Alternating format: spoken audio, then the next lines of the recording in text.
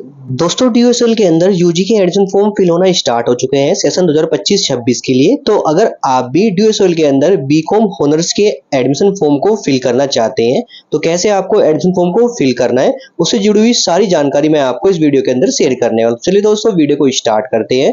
साथ ही दोस्तों अभी तक आपने चैनल को सब्सक्राइब नहीं किया सब्सक्राइब जरूर कर लीजिएगा। वीडियो अच्छी लगे वीडियो को लाइक और शेयर जरूर कीजिएगा।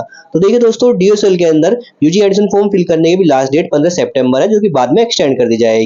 और बात करते हैं बीकॉम ऑनर्स के एडमिशन फॉर्म को फिल करने की। सबसे पहले आपको डीयूएसएल की मेन वेबसाइट पर जाना है। तो देखिए दोस्तों मैं अपने ब्राउजर के अंदर डीयूएसएल की वेबसाइट को सर्च करता हूं। सर्च करते देखिए हमारे डैशबोर्ड पे सो जाता है registration for UG admission 2025 is now open, जहां पे आपको क्लिक टू रजिस्ट्रेशन क्लिक करना है। क्लिक करते देखिए आप रजिस्ट्रेशन पेज पर जाएंगे जहां से आप अपना एडमिशन फॉर्म फिल कर सकते हैं। साथ ही बात करें दोस्तों अगर आप डीयूएसएल के मेन पेज पे जाते हैं जहां से आपको अपना एडमिशन फॉर्म पे जाना है तो यहाँ पे देखिए ऑप्शन मिलता है यूजी एडमिशन टॉप में, इस ऑप्शन पे क्लिक करना है। क्लिक करते देखिए आप आ जाएंगे रजिस्ट्रेशन पेज पे जहां से हम अपना एडमिशन फॉर्म फिल करेंगे। तो देखिए दोस्तों एडमिशन फॉर्म फिल करने से पहले हम बात करते हैं यहाँ पे बीकॉम ऑनर्स प्रोग्राम की एलिजिबिलिटी क्राइटेरिया क्या रखा गया है और साथ में फीस स्ट्रक्चर क्या है उसके बारे में यहाँ पे बात करते हैं। तो इसके लिए मैं ब्राउजर के अंदर डीयूएसएल की वेबसाइट सर्च करता हूँ। सर्च करने के बाद देखिए मैं सो जाता है इसमें ऑप्शन यूजी प्रोस्पेक्टस 2025-26, इस ऑप्शन क्लिक करते ही हम आ जाएंगे यूजी प्रोस्पेक्टस के ऑप्शन पे। या फिर आप डीयूएसएल की मेन वेबसाइट पर यहाँ पे स्क्रॉल कीजिए, ऑप्शन मिलता है प्रोस्पेक्टस 2025-26, ऑप्शन क्लिक कीजिए और फिर ऑप्शन मिलता है यहाँ पे यूजी प्रोस्पेक्टस, इस ऑप्शन में क्लिक कीजिएगा। क्लिक करते देखिए हमारे सामने यूजी प्रोस्पेक्टस 2025-26 हो जाएगा, जिसमें आपको सारी इन्फॉर्मेशन मिल जाएगी यूजी एडमिशन के रिगार्डिंग, जो आप रीड कर सकते हैं। तो यहाँ पे हम बात कर रहे हैं एलिजिबिलिटी क्राइटेरिया और फीस स्ट्रक्चर के बारे में। तो सबसे पहले बात करते हैं बीकॉम ऑनर्स कोर्स की एलिजिबिलिटी क्राइटेरिया के बारे में। तो यहाँ पे देखिए मेंशन किया गया है बीकॉम ऑनर्स के लिए स्टूडेंट जो पास आउट होना चाहिए हमारा combination of any one language list A या फिर मैथमेटिक्स अप्लाइड मैथमेटिक्स आपका पास आउट होना चाहिए, साथ में any two subject from list B से। साथ ही कॉम्बिनेशन 2 मेंशन किया गया है any one language from list A से कोई सब्जेक्ट पास आउट होना चाहिए, साथ में अकाउंटेंसी या फिर बुक कीपिंग आपके पास होना चाहिए, plus any two subject from list B से आप पास आउट होना चाहिए, जो कि आपको नीचे मिल जाएंगी लिस्ट ए और लिस्ट बी। साथ ही स्टूडेंट 12th पास होना चाहिए, उसके 45% एग्रीगेट होना चाहिए जनरल कैटेगरी के लिए। एससी एसटी और पीडब्ल्यू कैंडिडेट सिर्फ पास होना चाहिए 12th के अंदर, और ओबीसी कैटेगरी के 40.5% एग्रीगेट होना चाहिए मार्क्स 12th क्लास के अंदर। साथ ही अब हम बात करते हैं यहाँ पे बीकॉम ऑनर्स की फीस स्ट्रक्चर के बारे में। तो देखिए दोस्तों प्रोस्पेक्टस के अंदर आपको फीस स्ट्रक्चर मिल जाएगा। तो यहाँ पे बात करें BA honours English political science economics और बीकॉम ऑनर्स की तीन प्रोग्राम की जो फीस है वो सेम रखी गई है। तो बात करें आप कैटेगरी ए के अंदर आते हैं, यानी आप general category OBC category SC ST से बिलोंग करते हैं, तो आपकी जो फीस रखी गई है यहाँ पे टोटल 10,620 रुपये रखी गई है बीकॉम ऑनर्स प्रोग्राम की, जिसमें आपको फीस स्ट्रक्चर मिल जाएगा। तो ट्यूशन फी कितनी है, यूनिवर्सिटी स्टूडेंट फीस कितनी है, कॉलेज यूनिवर्सिटी फीस कितनी है, ईडब्ल्यूएस फीस कितनी है यहाँ पे, और आपका एग्जामिनेशन फीस कितनी है वो मेंशन है। तो यहाँ पे जो फीस मेंशन है वो आपकी 1 ईयर की है, सेमेस्टर 1 सेमेस्टर 2 की फीस यहाँ पे मेंशन है। आपकी एग्जाम फीस भी यहाँ पे इंक्लूड है, तो आपको एग्जाम फॉर्म की फीस ऐड नहीं करनी है, यानी अलग से फिल नहीं करनी है। टोटल जो फीस आपकी बनेगी आपकी यहाँ पे 10,620 बनती है, जो कि नॉर्मल स्टूडेंट कैटेगरी ए के अंदर जो आते हैं। बात करते हैं आप कैटेगरी बी के अंदर आते हैं जो कि एफएसआर है, और कैटेगरी बी एनआरआई के अंदर आते हैं। तो यहाँ पे जो फीस स्ट्रक्चर रखा गया है कैटेगरी बी एफएसआर की जो फीस रखी है 18,120 रखी गई है, और कैटेगरी बी एनआरआई स्टूडेंट की जो फीस रखी गई है वो रखी गई है 12,120 रुपये रखी गई है। बात करते हैं आप कैटेगरी सी के अंदर आते हैं, पीडब्ल्यू कैंडिडेट स्टूडेंट है तो आपकी फीस रहेगी 130 रुपये। कैटेगरी डी के अंदर आते हैं और स्टूडेंट है तो आपकी जो फीस रहेगी आपकी 20 रुपये रहेगी। ट्रांसजेंडर स्टूडेंट की फीस हमारी 20 रुपये रहने वाली है बीकॉम ऑनर्स प्रोग्राम की। साथ ही बात करें यहाँ पे अगर आप कैटेगरी यहाँ पे आते हैं E1 E2 E3, यानी जो आप यहाँ पे जो आर्म फोर्स स्टूडेंट है या फिर सीएपीएफ स्टूडेंट है या फिर B4 5 year extort service student है या फिर वार्ड कोटा चाहते हैं, तो इस केस में आपको जो फीस रखी गई है यहाँ पे 6,645, 7,970 और 9,295 यहाँ पे मेंशन की गई है। साथ में अगर कब कैटेगरी G1 G2 और G3 से आते हैं, इसमें देखिए मेंशन किया गया है आप परमानेंट जो एम्प्लॉई है SOL DDEC या कोल के स्टूडेंट वगैरह हैं या फिर एम्प्लॉई वगैरह हैं, उस केस में जो आपकी फीस मेंशन है यहाँ पे, या फिर वार्ड कोटा चाहते हैं, फिर आप परमानेंट एम्प्लॉई है यूनिवर्सिटी ऑफ दिल्ली के, तो यहाँ पे जो आपको फीस कैटेगरी मिल जाएगी। इसमें फीस आपकी रखी है 5,320, 1,970, 10,120। तो आप फीस स्ट्रक्चर चेक कर लीजिएगा आप किस कैटेगरी के अंदर बिलोंग करते हैं। नॉर्मल जो स्टूडेंट आते हैं हमारे कैटेगरी ए के अंदर आते हैं, जिसमें जनरल SC ST और ईडब्ल्यूएस कैटेगरी जो फीस रखी गई है वो रखी गई है हमारे यहाँ पे 10,620 रुपये को देखने को मिलेगी। साथ ही दोस्तों अगर आप स्पोर्ट्स कोटे के थ्रू एडमिशन लेना चाहते हैं तो उस केस में आपको फीस स्ट्रक्चर मिल जाएगा अलग से, वो आप देख सकते हैं। अब देखिए दोस्तों साथ में यहाँ पे आपको बीकॉम ऑनर्स कोर्सेज की यहाँ पे जो सेमेस्टर 1 सेमेस्टर 2 सेमेस्टर 3 4 5 6 के यहाँ पे सब्जेक्ट सिलेक्शन के यहाँ पे आपको डिटेल मिल जाएगी, यानी कोर्स की डिटेल मिल जाएगी, वो आप चेक कर लीजिएगा।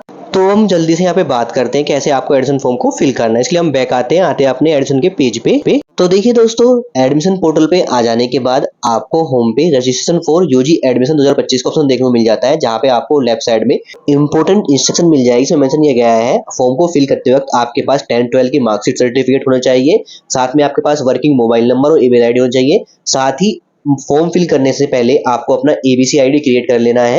एबीसी आईडी कैसे क्रिएट करना है उसके लिए रिगार्डिंग मैंने वीडियो बनाई, चैनल को मिल जाएगी, वीडियो की डिस्क्रिप्शन में आपको उस वीडियो का लिंक मिल जाएगा। साथ ही एबीसी आईडी क्रिएट करने के बाद आपको अपना डीबी आईडी क्रिएट करना है, जो एडमिशन टाइम पे आपको स्टेप 2 के अंदर आपको फिल करना है, तभी आप अपना एडमिशन फॉर्म फिल कर पाएंगे। तो आप अपना एबीसी आईडी और डीबी आईडी क्रिएट कर लीजिएगा, जिसके लिए ऑलरेडी मैंने वीडियो बनाई हुई है, चैनल को मिल जाएगी। पहले आप एबीसी आईडी नंबर और डीबी आईडी अपना क्रिएट कर लीजिएगा, उसके बाद ही आप अपना फॉर्म फिल करना स्टार्ट कीजिएगा। साथ ही बात करते हैं राइट साइड टॉप में आपको लॉगिन, रजिस्ट्रेशन और हेल्प डेस्क ऑप्शन देखने को मिल जाता है। बात करते हैं हेल्प डेस्क ऑप्शन, क्लिक करते हैं। क्लिक करते देखिए आपको हेल्प डेस्क नंबर मिल जाएंगे यहाँ पे। अगर आपको एडमिशन फॉर्म फिल करते कोई प्रॉब्लम आ रही है तो आप अपनी क्वेरी और सजेशन के लिए कॉन्टैक्ट कर सकते हैं Monday to Friday 9:30 AM to 5:30 PM। साथ ही यहाँ पे टोल फ्री नंबर दिया गया है, इन पे कॉन्टैक्ट कर सकते हैं। अगर आपका टोल फ्री नंबर यहाँ पे जो नंबर दिया गया है, कॉन्टैक्ट नंबर मिलते नहीं है, तो इस केस में आपको एड्रेस दिया गया है school of open learning 5 cavalry lines, university of Delhi. इस एड्रेस पर विजिट करके आप अपने फॉर्म के रिगार्डिंग जो भी क्वेरी है वो सोल्व करा सकते हैं या फिर करेक्शन करा सकते हैं अपने फॉर्म के अंदर।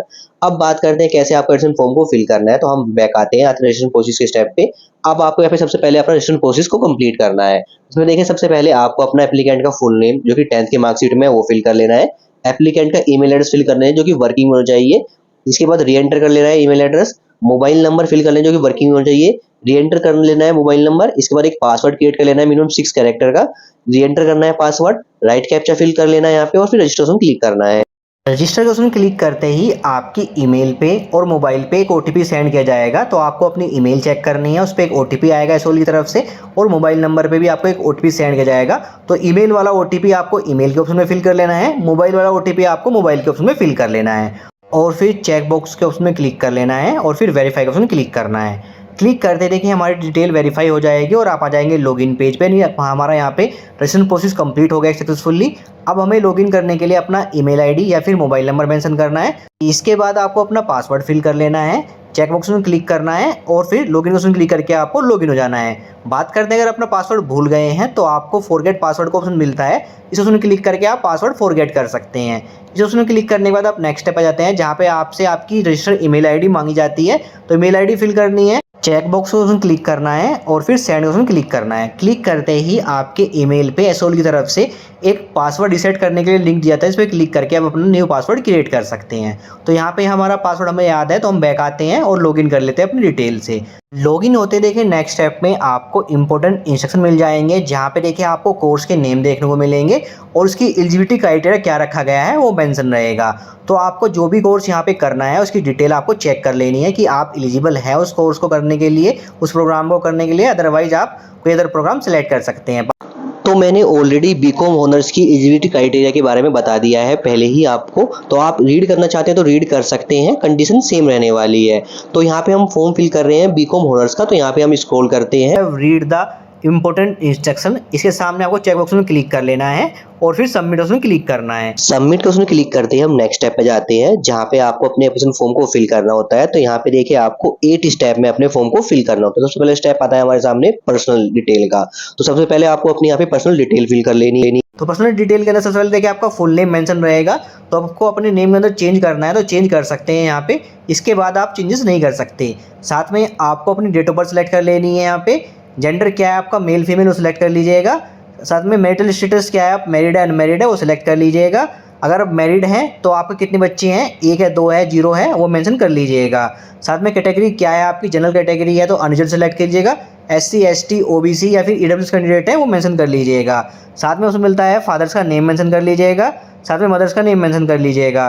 साथ में आप ऑफन यानी अनाथ हैं तो आप यहाँ पे यस कीजिए, अदरवाइज नो कर लीजिएगा। साथ ही जो आपके पेरेंट्स हैं वो सिंगल पेरेंट्स हैं, यानी आपके फादर्स मदर्स कोई एक सिंगल पेरेंट्स है तो आपको यहाँ पे यस करना है, अदरवाइज नो करना है। साथ में उसमें मिलता है are you single girl child यानी आप अपनी फैमिली में अकेली लड़की हैं तो यहाँ पे आप यस कीजिएगा। बॉयज़ तो इस ऑप्शन को नो ही कीजिएगा।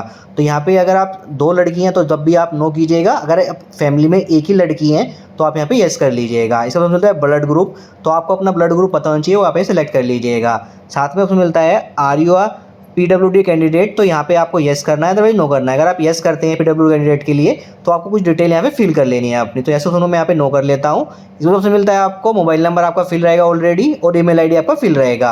अल्टरनेट मोबाइल नंबर और अल्टरनेट ईमेल आईडी आप स्किप कर सकते हैं, अगर फिल करना तो फिल कर सकते हैं। साथ में होता है नेशनलिटी हमारी यहाँ पे इंडियन सेलेक्ट कर लीजिएगा आप। इसके बाद उसमें मिलता है are you employer of DOC SOL और कोल, यानी आप एम्प्लॉयर हैं SOL कोल या DOC के तो आपको यहाँ पे येस करना है, जो नो कर लेना है। इसके बाद अगर आप एम्प्लॉई हैं यूनिवर्सिटी ऑफ दिल्ली के तो यहाँ पे आपको येस करना है, अदरवाइज नो कर लेना है।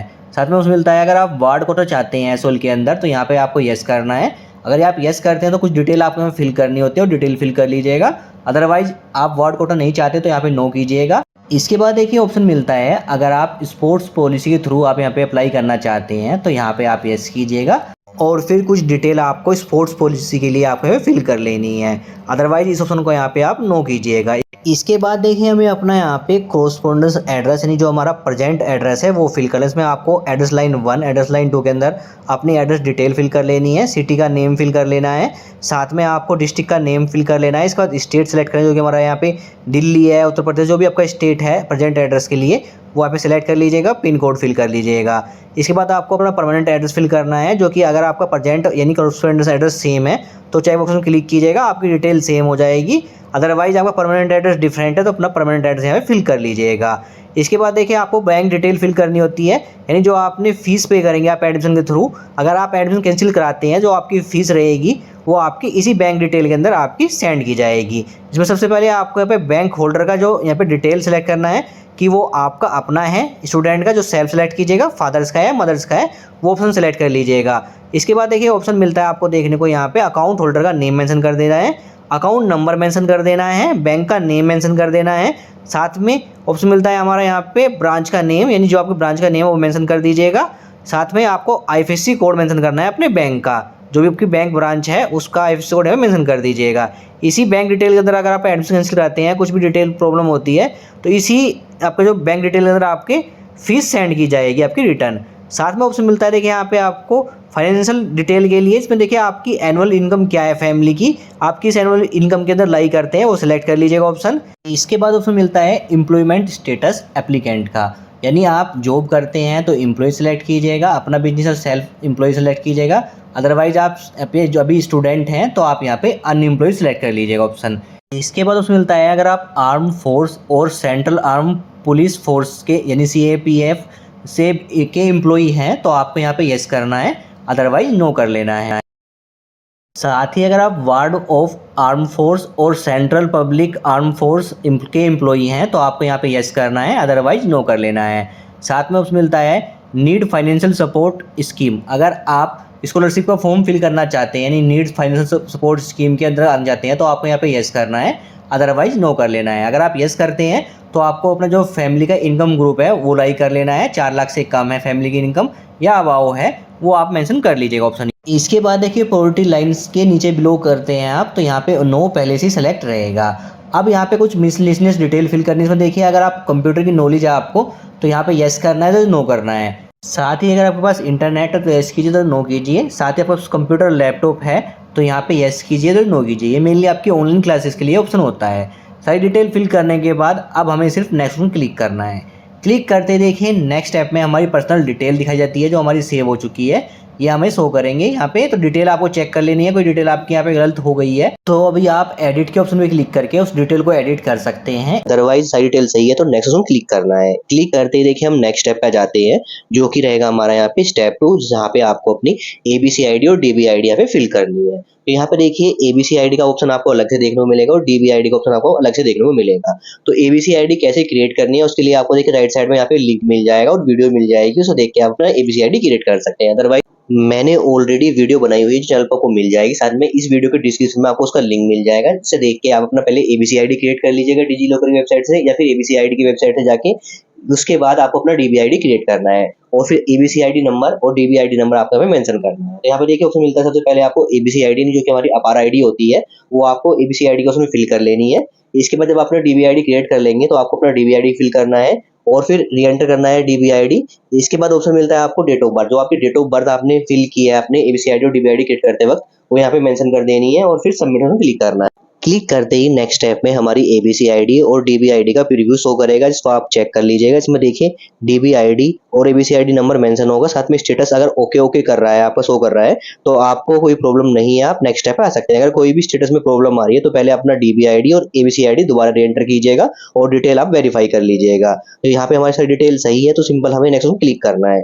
क्लिक करते हैं हम स्टेप 3 पर आ जाएंगे, जो कि रहेगा हमारा एकेडमिक डिटेल। तो यहाँ पे देखिए एकेडमिक डिटेल के अंदर आपको अपने 12th प्लस की डिटेल फिल करनी होती है। सबसे पहले आपको अपना 12th का बोर्ड का नेम यहाँ पे सेलेक्ट कर लेना है, यानी आपने 12th किस बोर्ड से पास आउट की है उसका नेम यहाँ पे आप सेलेक्ट कर लीजिएगा। इसके बाद रिजल्ट आपका क्या है, पास, वो यहाँ पे सेलेक्ट कर लीजिएगा। 12th का रोल नंबर आपको मेंशन कर देना है।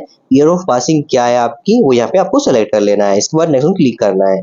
क्लिक करते ही देखिए हमारी सब्जेक्ट्स की डिटेल यहाँ पे शो हो जाएगी, जिसमें देखिए आपको अपनी 12th की मार्कशीट चेक करनी है। उसमें जो आपके सब्जेक्ट्स के नेम है, आपको सबसे पहले आपको सब्जेक्ट्स के नेम सेलेक्ट करने हैं, फिर उसके बाद मैक्सिमम मार्क्स और मार्क्स ऑब्टेन कितने किए हैं आप अपने, वो आपको यहाँ पे मेंशन कर देना है 1 बाय 1 करके। जितने भी सब्जेक्ट है, 5 सब्जेक्ट है या 6 सब्जेक्ट है, आपकी 12th की मार्कशीट आपको चेक करनी है। वो यहाँ पे आपको सबसे पहले सब्जेक्ट सेलेक्ट करने हैं, कौन सब्जेक्ट आपकी मार्कशीट पे अवेलेबल है वो सिलेक्ट करके आपका मैक्सिमम मार्क्स आपके सबके 100 रहेंगे और कितने आपने ऑब्टेन किए हैं वो मार्कशीट में चेक करके यहाँ पे मेंशन कर दीजिएगा।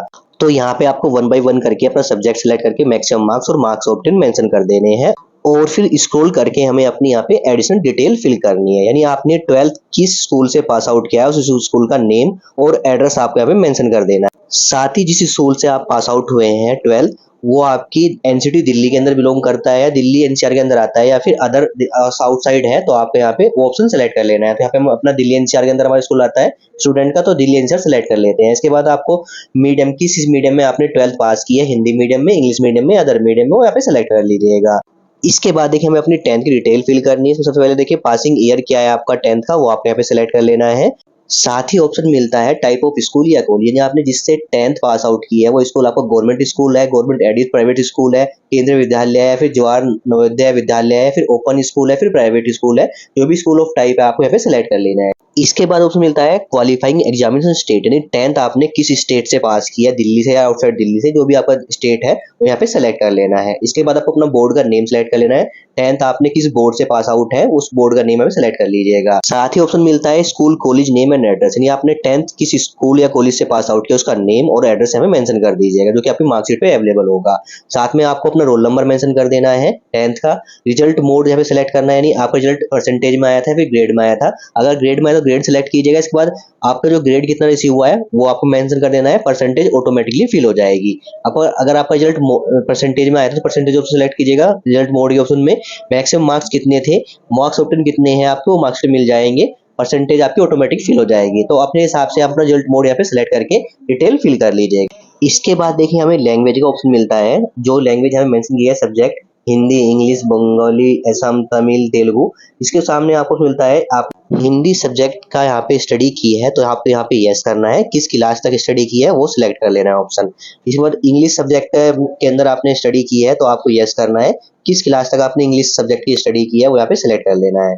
बंगाली, असम, तमिल, तेलुगु लैंग्वेज आपने स्टडी किया तो यस कीजिएगा और ऑप्शन सेलेक्ट कर लिया, अदरवाइज यहाँ पे नो कर लीजिएगा। इसके बाद जो भी सब्जेक्ट है मेंशन किया आपने स्टडी किया है तो यस करके किस क्लास तक आपने स्टडी किया है वो मेंशन कर दीजिएगा, अदरवाइज नो करके आपको सिंपल नेक्स्ट ऑप्शन में क्लिक करना है। क्लिक करते देखिए हमारी जो डिटेल रहेगी यहाँ पे एकेडमिक डिटेल वो शो होगी, उसको एक बार आप चेक कर लीजिएगा और फिर स्क्रॉल करने के बाद आपको अगर कोई एडिट करना है तो एडिट कर सकते हैं, अदरवाइज नेक्स्ट ऑप्शन क्लिक करना है। नेक्स्ट ऑप्शन क्लिक करते हैं हम नेक्स्ट स्टेप पे जाते हैं, जहाँ पे आपको प्रोग्राम सिलेक्शन का स्टेप शो करेगा। तो यहाँ पे देखिए आपको प्रोग्राम के नेम मेंशन होंगे, कोड मेंशन होंगे और एलिजिबिलिटी क्राइटेरिया मेंशन होगा। तो यहाँ पे देखिए इस बार जो हमारे प्रोग्राम है उसमें कुछ चेंजेस हुए हैं, तो यहाँ पे आपको जो प्रोग्राम का नेम रहेगा उसमें आपका जो माइनर सब्जेक्ट का नेम भी यहाँ पे ऐड होके आपको देखने को मिलेगा। अब यहाँ पे देखिए आपको जितने भी एलिजिबल कंडीशन दिखाई दे रहे हैं एलिजिबिलिटी के अंदर, यानी आप उन प्रोग्राम के लिए फॉर्म फिल कर सकते हैं, वो आपकी एकेडमिक डिटेल जो आपने फिल किया उस हिसाब से आपको यहाँ पे शो करेगा।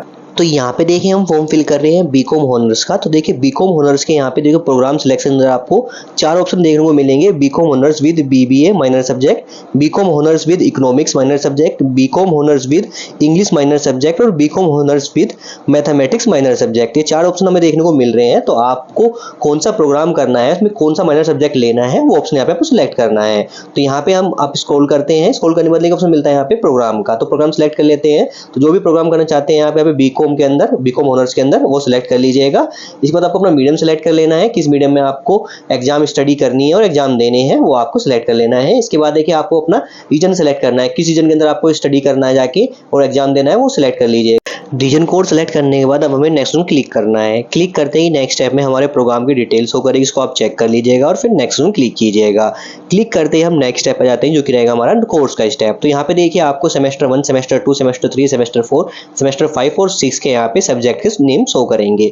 तो यहाँ पे देखिए आपके जो सब्जेक्ट्स हैं सेमेस्टर 1, सेमेस्टर 2 के अंदर कुछ सब्जेक्ट तो आपके यहाँ पे कंपलसरी आपके मेंशन रहेंगे और कुछ आपको ऑप्शन यहाँ पे सेलेक्ट करने हैं। तो जहाँ पे भी सेमेस्टर के अंदर आपको ऑप्शन सब्जेक्ट शो कर रहा है वहाँ पे आपको अपना यहाँ पे ऑप्शन सब्जेक्ट सिलेक्ट कर लेना है। आपको कौन सा सब्जेक्ट यहाँ पे सिलेक्ट करना है वो आप यहाँ पे सिलेक्ट कर सकते हैं। ऑप्शनल सब्जेक्ट के अंदर कंपलसरी सब्जेक्ट आपके पहले से ही सिलेक्ट रहेंगे। तो आपको semester 1, semester 2, semester 3, semester 4, semester 5 और 6 के अंदर आप अपने ऑप्शनल सब्जेक्ट सिलेक्ट कर लेने हैं और फिर नेक्स्ट में क्लिक करना है। क्लिक करते ही नेक्स्ट स्टेप में जो हमारे सब्जेक्ट सिलेक्शन के डिटेल यहाँ पे शो होगी वो आप चेक कर लीजिएगा। कोई एडिट करना तो एडिट कर सकते हैं, अदरवाइज नेक्स्ट में क्लिक करना है। करते हैं हम नेक्स्ट स्टेप पे जाते हैं जहाँ पे आपको डॉक्यूमेंट अपलोड करने होते हैं। आप देखिए यहाँ पे आपको अपने डॉक्यूमेंट अपलोड करने हैं। सबसे पहले आपको डॉक्यूमेंट अपलोड करना है फोटो, जो कि स्टूडेंट का स्टैंड फोटो आपको यहाँ पे अपलोड करना है। सिग्नेचर अपलोड करना है स्टूडेंट का, साथ में 10th की मार्कशीट या सर्टिफिकेट, 12th की मार्कशीट या सर्टिफिकेट आपको अपलोड करना है। साथ ही एड्रेस प्रूफ में आप दे सकते हैं Aadhaar card, passport, voter ID card, driving licence और रेंटल एग्रीमेंट डॉक्यूमेंट यहाँ पे अपलोड कर सकते हैं एड्रेस प्रूफ में। साथ ही बात करते हैं कैंडिडेट का आईडी प्रूफ यहाँ पे आपको देना है, जिसमें आपको आधार कार्ड दे सकते हैं, passport, voter ID card, driving licence और पैन कार्ड अपलोड कर सकते हैं, तो आपका नेम मेंशन होगा। तो बात करते हैं यहाँ पे डॉक्यूमेंट की साइज की और फॉर्मेट की। तो देखिए दोस्तों, अगर आप फोटो और सिग्नेचर यहाँ पे अपलोड कर रहे हैं तो साइज आपका रहेगा 10 KB से लेकर 200 KB के बीच में। फॉर्मेट JPEG फाइल अपलोड करनी है। बात करते हैं 10th की मार्कशीट की, 12th की मार्कशीट की, एड्रेस प्रूफ की, आइडेंटिटी आईडी प्रूफ की। तो इस केस में आपको अपना यहाँ पे साइज रखना 10 KB से लेकर 200 KB का फाइल साइज रखना है। फॉर्मेट JPEG और PDF फाइल अपलोड कर सकते हैं। बात करते हैं एड्रेस प्रूफ में और कैंडिडेट का आईडी प्रूफ में आप अपना आधार कार्ड अपलोड कर लीजिएगा। तो आप अपना एड्रेस प्रूफ के अंदर और कैंडिडेट का आईडी प्रूफ के अंदर अपना आधार कार्ड अपलोड कर लीजिएगा। अदर डॉक्यूमेंट में चाहे आप अपना कास्ट सर्टिफिकेट भी अपलोड कर सकते हैं, जो कि मैंडेटरी नहीं है। तो हम यहाँ पे 1 बाय 1 करके अपनी फाइल अपलोड कर लेते हैं। चूज फाइल करके आपको फाइल सेलेक्ट करनी है। सेलेक्ट करते देखिए आपकी फाइल का प्रीव्यू आपके सामने शो होगा। इसको आप डिलीट कर सकते हैं, दोबारा अपलोड भी कर सकते हैं। तो यहाँ पे मैं 1 बाय 1 करके अपनी फोटो, सिग्नेचर, 10th की मार्कशीट, 12th की मार्कशीट, एड्रेस प्रूफ में आधार कार्ड, कैंडिडेट के आईडी प्रूफ में आधार कार्ड अपना अपलोड कर लेता हूँ। डॉक्यूमेंट देखिए हमारे सारे अपलोड हो गए हैं। अब हमें सिर्फ नेक्स्ट में क्लिक करना है।